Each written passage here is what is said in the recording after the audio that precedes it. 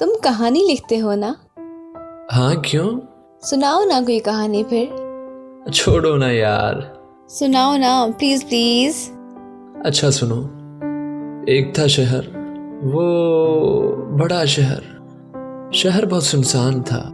पर शहर में तो लोग, शोर, गाड़ियाँ। यार कहानी ना चुप करके सुनी जाती है।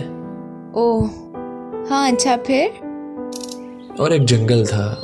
जंगल में आदमी, अकेला आदमी। उससे डर नहीं लगता था वहाँ? छोड़ो ना, तुम कहानी नहीं सुन सकती। कहानियां तुम जैसों के लिए होती ही नहीं।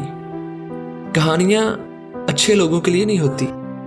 हाँ, वो बुरे लोगों के लिए भी नहीं होती, मगर कहानियां बस हारे हुए लोगों के लिए होती हैं। अच्छा एक और सुनाओ, अपने जैसों की कहानी। इस बार नो इंटरप्शन, पक्का।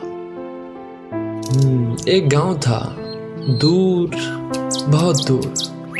वहां एक झोंपड़ी में दिया जल रहा था।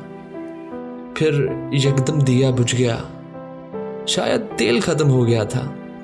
पास लेटे किसान ने आह भरी और आसमान की तरफ देखने लगा। उसे वो सितारा जो कि था ही नहीं, बहुत रोशन और वाजिया नजर आने लगा।